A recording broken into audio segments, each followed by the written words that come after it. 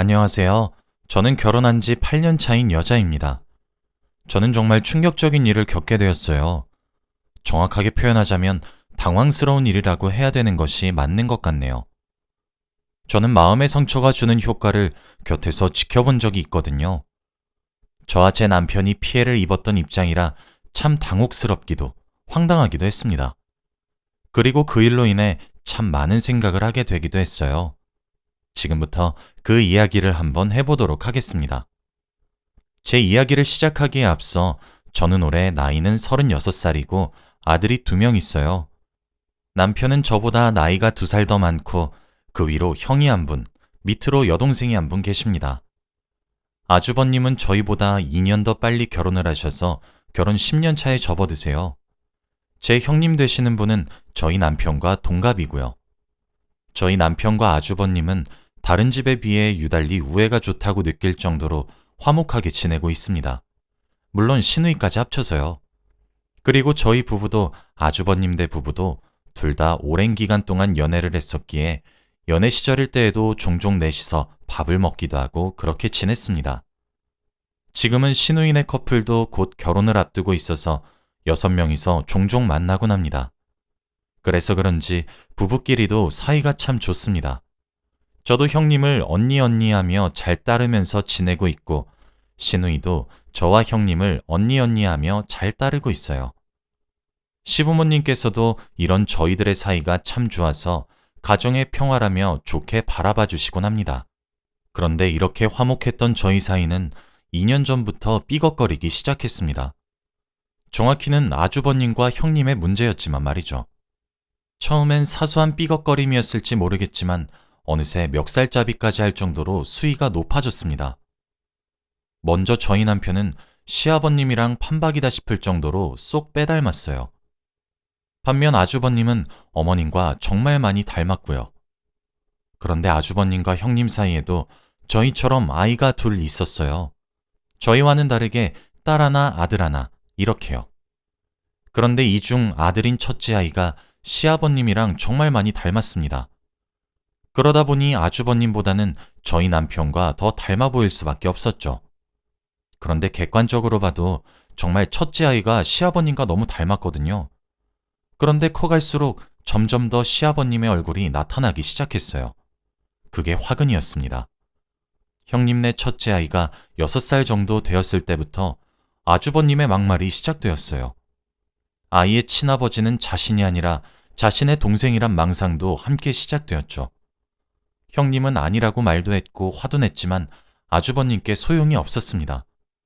저희 부부는 처음엔 몰랐어요.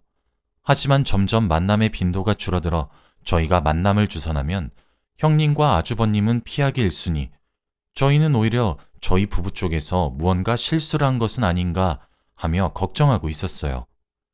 그런데 하루는 명절날이어서 시댁에 온 가족이 모여서 명절을 지내고 있었는데 아주버님이 저희 남편이 형수와 눈이 맞은 줄 알더라고요. 당연히 시댁에 있었던 모든 사람들의 눈이 동그래졌고 숨을 흡하고 들이켰죠. 사실이면 상당히 문제가 되는 발언이었기 때문이죠. 물론 제 눈도 동그래졌습니다. 시어머님께서는 야, 너 지금 그게 무슨 소리야? 하며 소리를 지르셨고 순식간에 아수라장이 되었습니다. 저는 아이들이 혹시라도 배울까 싶어 저희 집 2아이와 아주버님네 2아이 이렇게 넷을 데리고 방으로 후다닥 들어갔고 거실에서는 고성이 오고 가고 순식간에 난장판이 되어버렸습니다. 저도 심장이 쿵쿵 뛰더군요. 아니라고 믿고는 있었지만 아주버님이 술에 취해 이런 사실을 폭로했던 사실에 저도 사람인지라 냉정한 판단이 힘들었어요. 시누이는 제가 있는 곳으로 오더니 아이들을 자신에게 맡기고 거실로 나가 이야기를 해보라고 하더군요. 고맙다고 인사를 한 채 서둘러 거실로 나갔습니다. 그 잠깐 사이에 형님은 주저앉아 눈물을 뚝뚝 흘리고 계셨고 남편은 황당스럽다고 얼이 빠진 듯한 모습이었죠. 아주버님은 씩씩거리면서 우는 형님을 타박하고 계셨죠. 사실 저는 이때까지 10년이 넘는 세월 동안 아주버님을 옆에서 봐왔는데 그 세월 동안 형님에게 큰 소리 한 번 내시는 것을 못 봤었거든요. 진짜 믿기지 않는 광경이었습니다. 가까이 다가가니 형님은 저를 보시고는 지연아, 나 진짜 아니야. 이 사람이 진짜 요즘 계속 이런 말을 하는 거라고. 나도 진짜 미치고 팔짝 뛸 노릇이야. 라며 엉엉 우시는 거예요. 시부모님도 처음 아주버님의 말을 듣고 헉 했지만 이내 형님의 말을 듣고 이성을 찾으신 듯 했습니다. 제 남편은 어버버거리며 형, 아니 이게 지금 무슨 상황이야? 진심으로 말하는 거 맞아? 형 미친 거 아니야? 라며 아주버님께 설명을 요구하고 있었어요. 말 그대로 난장판이었습니다.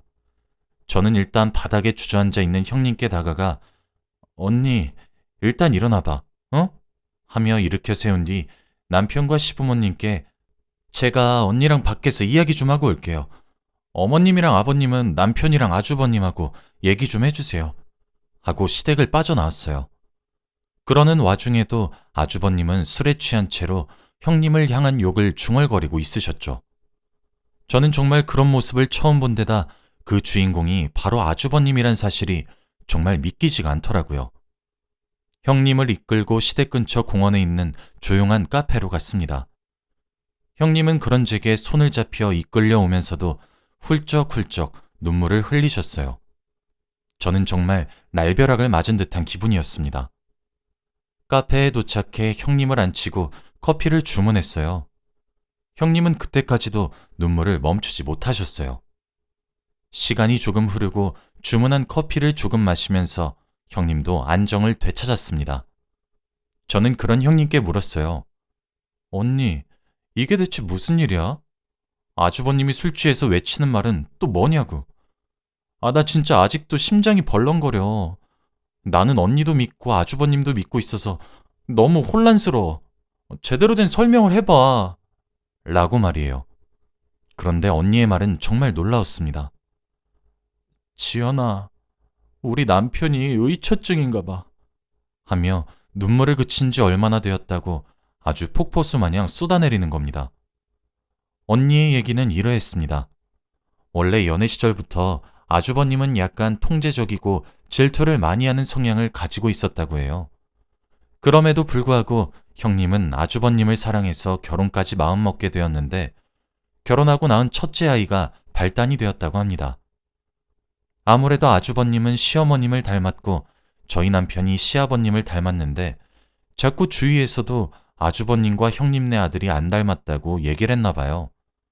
그런 사소한 불만들이 쌓여있던 도중 저희 부부와 함께 아이들까지 데리고 여행을 간 적이 있었는데 저는 그때 뭐를 사러 간다고 자리를 비워서 몰랐지만 그때 옆을 지나가시던 행인분들께서 아주버님네 아들과 제 남편이 똑 닮은 부자지간이라 멀리서 흘끗 봐도 알아보겠다고 얘기를 해주셨나 보더라고요.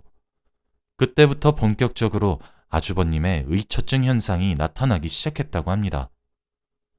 형님은 외모를 떠나서 발바닥 한가운데 있는 점도 아이의 입술 모양도 딱 봐도 아주버님과 판박이인데 자기와 닮지 않는 곳만 찾는 아주버님이 처음엔 야속했다고 해요. 그런데 점점 의처증의 정도가 너무 심해졌고 급기야 형님이 밖에서 부정을 저지른다고 확신하는 수준까지 이르렀다고 하더라고요. 급기야 어린아이들에게도 너희 엄마, 너희들 작은 아빠랑 바람났다? 라고 얘기를 하고 첫째인 아들에겐 넌 내 자식도 아니니까 저리 가! 라고 소리까지 친다고 하더라고요. 형님은 남편이 하고 있는 오해를 대체 어디서부터 어디까지 풀면 좋은지 모르겠다며 노력했지만 통하지 않는다고 말을 하더라고요. 저는 그런 형님에게 유전자 검사는 해봤냐고 그건 그래도 과학기술이니까 믿지 않겠냐고 여쭤보니 형님은 눈물을 또르르 흘리면서 얘기했습니다. 이미 해봤어. 해봤더니 글쎄 내가 자기를 속여서 둘째 아이 거 샘플을 채취해서 했을지 어떻게 하냐고 오히려 내가 사기를 쳤다고 몰아가서 그렇다고 해서 유전자 검사비가 정말 한 푼 두 푼도 아니고 그리고 실제로 친자라는 검사 결과가 나와도 믿지 않을 거란 사실을 너무 잘 알겠어. 나 정말 오늘은 많이 지쳐. 라고 말을 하며 두 손에 얼굴을 묻고 정말 서럽게 눈물을 흘리시더라고요. 저는 형님을 믿으니까 괜찮다고 도와주겠다 열심히 달래고 함께 시댁으로 다시 돌아왔습니다. 그리고 저도 무엇보다 우리 남편을 믿었기 때문에 형님의 말을 믿은 것도 있습니다. 시댁은 저희가 잠깐 나갔다 온 사이 개판이 되어 있더라고요. 아주버님과 남편은 주먹다짐이라도 한 것인지 서로의 입술이 터져 있었고, 시어머니는 쓰러지기 직전인 상태로 보이셨고, 시아버지는 그런 시어머니의 옆에서 발만 동동 굴렸어요. 시누이는 방에서 뛰쳐나와 시어머니를 부축 중이셨고, 아이넷은 엉엉 울고 있었죠. 그야말로 아비규환 그 자체였습니다. 저는 먼저 뒤로 넘어간 소파를 바르게 세운 뒤 시어머님을 먼저 소파에 앉혔고, 시아버님도 함께 앉혔습니다. 그리고 아주버님과 남편도 형님도 차례차례 앉혔죠. 시누이에게는 미안하지만 아이들 좀 잠시 봐달라고 부탁을 하고 말이에요. 그리고 그 자리에서 자초지종을 이야기했습니다. 사실 말을 해야 되는 게 맞는 건지 정말 많이 고민이 되었지만, 이게 형님 내에서 끝났어야 할 문제가 이미 저희에게까지 넘어왔다는 것 자체가 커다란 문제로 보였기 때문에 시부모님도 아셔야 된다고 생각을 하게 되었고, 그래서 말을 하게 되었어요. 제가 간략하게 카페에서 들었던 일을 말하고 난 뒤 형님이 솔직하게 말을 하더군요. 그런데 형님의 말은 제가 아는 사실보다 훨씬 더 충격적이었습니다. 형님은 전업주부셨는데 요리교실에서 요리를 배우고 계셨어요. 그런데 그 요리를 가르치는 강사님께서 남자분이셨나 보더군요. 그 남자분과도 불륜을 저지르고 있는 것이 분명하다며 형님께 몰아붙였다고 하셨죠. 그리고 심지어 그 자리에서도 아주버님은 형님께 왜 거짓말을 하는 것이냐며 오열을 하면서 소리를 지르셨어요. 이쯤 되니까 정말 아주버님만의 문제인 것이 맞는 것인가 의아스럽기 시작하더라고요. 일단 그날은 시어머님이 뒤로 넘어가려 하셨기에 다음을 기약하고 헤어졌습니다. 남편과 집으로 돌아오는데 제게 그러더군요. 여보, 형이 정말 미친 것 같아. 라고 말이에요. 사실 저도 처음엔 같은 입장이었습니다. 아주버님 본인도 시아버님의 자식이니까 시아버님을 닮을 수도 있는 건데 어떻게 해도 그런 오해를 할 수 있는 건가, 머릿속에 진짜 뭐가 든 건가 싶더라고요. 솔직히 경멸스럽기까지 했습니다. 저희 부부는 그날 이후로 아주버님과 형님을 만나 대화로 설득하려고 정말 많이 노력했습니다. 아주버님은 남편을 만나면 죽일 기세였기에 아주버님을 제가 만나기로 했죠. 아주버님께서는 제게 형님의 험담을 하기 시작했습니다. 여기저기 흘리고 다닌다부터 시작해서 지금 자신의 동생이자 네 남편과도 보통 관계가 아니라며 따지고 들었죠. 저는 그렇게 주장만 하는 아주버님이 점차 안타까워지기 시작했어요. 진심으로요. 저와 남편 그리고 시댁은 아주버님께 정신과 치료를 권유했습니다. 이러다간 가정이 깨지니까 가정을 지키고 싶으시면 정신과를 가서 치료를 받자고 했죠. 그랬더니 오히려 아주버님은 자신이 정신병자처럼 보이는 거냐고 우리가 다들 형님께 속고 있다고 하시더라고요. 실제로 형님이 자신이 먹는 음식들에 수면제를 타서 몰래 재운 뒤 제 남편을 만나러 가는 것만 같다고 말을 하면서 말이죠. 그렇게 미친 듯이 소리 지르는 형님은 이때까지 참아왔었던 감정들이 한 번에 쏟아내듯 아주버님께 크게 오열을 했고, 그로부터 얼마 뒤 이혼소송장을 보내었습니다. 그곳에는 지금처럼 아내의 외도를 주장하고 병원 치료를 거부한다면 이혼을 불사르겠다는 내용의 소장이었어요. 저는 그런 아주버님께 말했습니다. 이러다가 언니랑 이혼하실 거예요? 그렇게 가정을 박살내시고 나서야 속이 시원하시겠냐고요. 그렇게 믿기지 않으시면 직접 아이랑 형님 그리고 아주버님 것까지 직접 유전자 검사 의뢰를 하세요. 지금 형님 가슴에 대못을 받고 계시는 거 알고 계시냐고요. 정신 차리란 말이에요. 저희 남편 것도 함께 의뢰하세요. 괜한 형님 잡지 마시고요. 직접 확인도 하시지 못하면서 왜 엄한 형님만 잡고 계시는 거예요? 라고 말이에요. 아주버님은 저와 남편의 끈질긴 설득 끝에 첫째 아이와 본인, 그리고 형님, 또 저희 남편 것까지 해서 함께 유전자 검사를 의뢰를 했고, 당연히 결과는 형님과 아주버님의 친자로 밝혀졌습니다.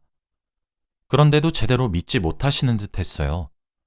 남편과 저는 아주버님께 진지하게 말씀드렸어요. 심리 상담과 부부 상담을 병행하는 것을 말이에요. 저는 형님도 따로 찾아갔어요. 형님은 짧은 기간 동안 살도 많이 빠진 상태였어요. 정말 폐인이 다 되신 것 같더라고요. 형님은 저를 보자마자 눈물을 주르륵 흘리셨죠. 저는 그런 형님을 위로하며 말했어요. 아주버님과 함께 부부 상담을 받아보고 그때도 안 되면 이혼하시는 것이 어떻겠냐고 말이죠. 이미 형님께서도 많은 상처를 받은 걸로 보이니 형님도 심리 상담을 받아보라고요.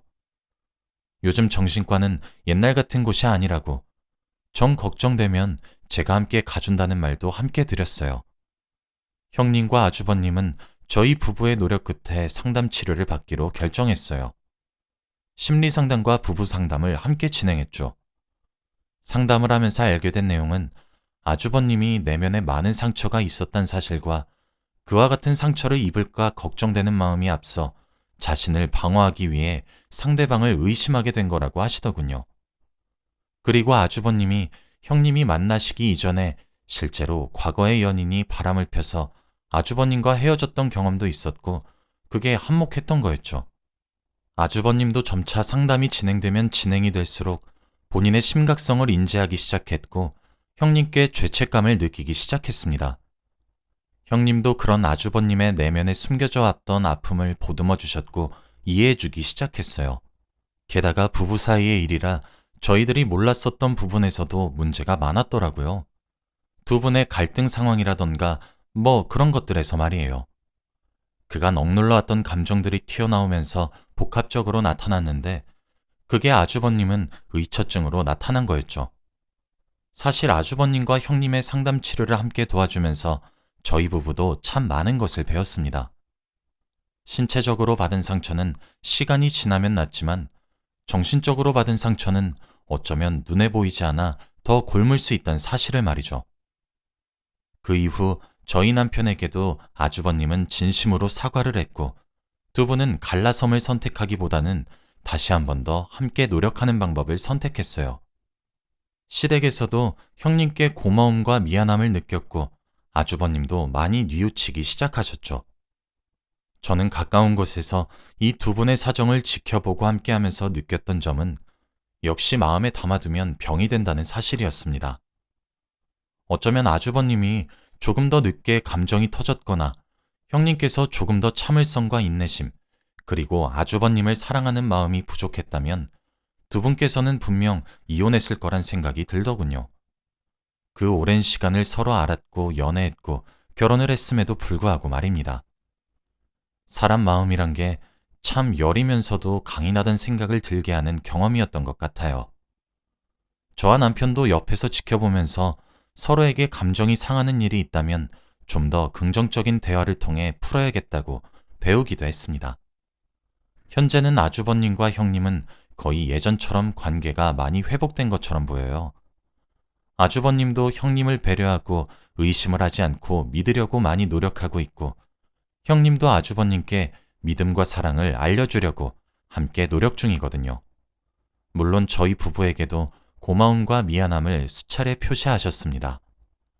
아주버님은 특히 제게 마음고생을 많이 시킨 것 같아 정말 많이 미안하다라고 하시더라고요. 저는 사실 맞지 않는 관계라면 정리하고 헤어지는 것이 맞다고 생각했던 사람이었습니다. 그런데 이번 기회로 형님과 아주버님을 지켜보며 깨닫게 되었어요.